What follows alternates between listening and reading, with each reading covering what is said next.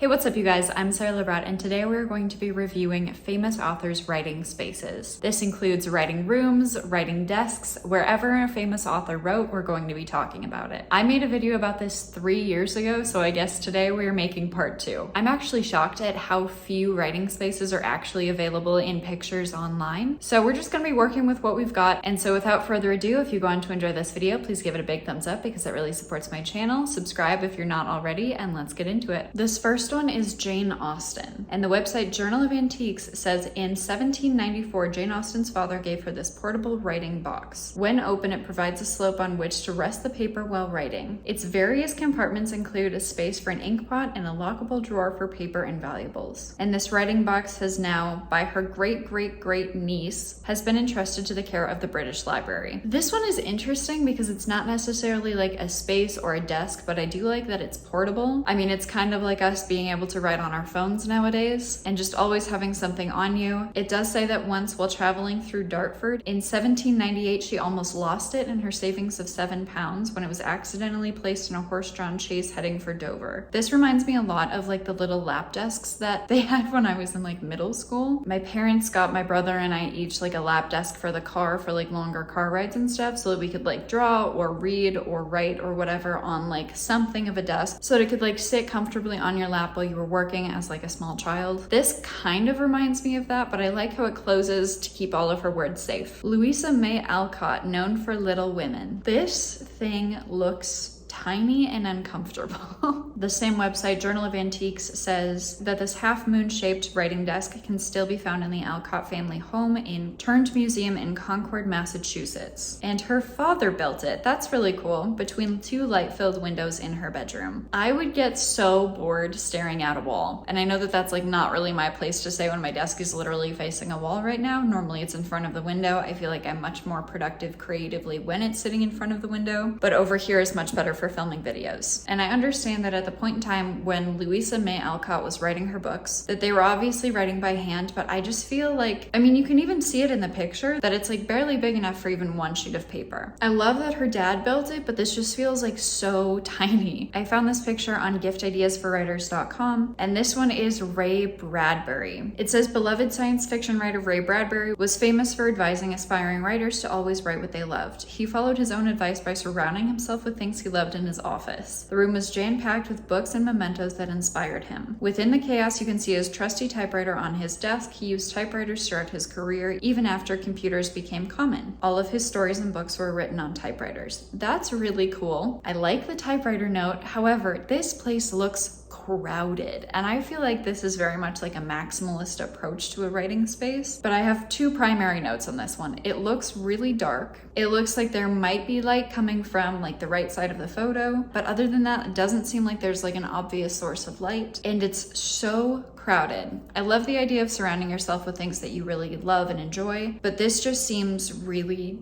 distracting and cluttered. And then of course there's the quotes on like a cluttered room is a cluttered mind, and honestly I don't know if I would be able to get any writing done in this space. Joyce Carol Oates. This is a writing space that I could get behind. I love how her desk is up against the window. I like how it's a big window. You can see some trees out there. I like how she has a bookshelf off to the side, but it's not overly cluttered. It seems very streamlined. It looks like she's seated in a semi-comfortable chair. Always have to respect that. There's a couple lamps, which means that she's probably a fan of like the softer lighting. I'm also a fan of the softer lighting if I can find where my lamp is. And the description for this picture says that she makes good use of that window, saying, I spend much of my time gazing out the window of any writing space I have inhabited, which I completely understand because when my brain is like kind of loading and my fingers are not typing, I feel like I want to be staring out the window to try and encourage some brainstorming and some idea, manufacturing while I'm still looking at something interesting. Even as I sit here filming this video, straight behind the camera, that way I can see mountains out my window and I love it. Alice Walker, most well known for her novel The Color Purple, which I read in one of my college English courses, also has a big window. We love to see it. It looks like she also works on a typewriter, which I love the concept of. When I have a little bit more space in wherever I'm living for a little bit more storage, I might have to invest in a typewriter because I do love how they look. I love how they sound, even though I will probably get a much more modern typewriter or maybe even just like a typewriter keyboard. Regardless, I love this idea. I like how she's got papers all over her desk, but it looks like it's in some kind of like orderly manner. I love the statue in the back. This is not a high enough quality picture that I can tell what the statue is like necessarily of. I feel like this one is very iconic, but Stephen King. This picture is accompanied with the writing quote that says, "It starts with this. Put your desk in the corner, and every time you sit down there to write, remind yourself why it isn't in the middle of the room. Life isn't a support system for art, it's the other way around." First of all, the desk. Love how it's an L-shaped desk. There's lots of space to write at. However, most of it is covered in clutter.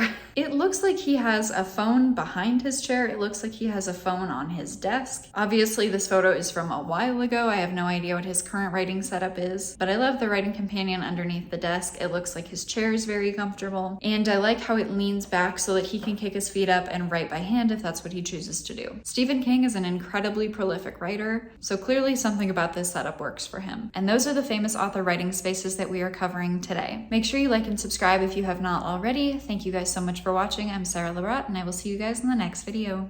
Bye.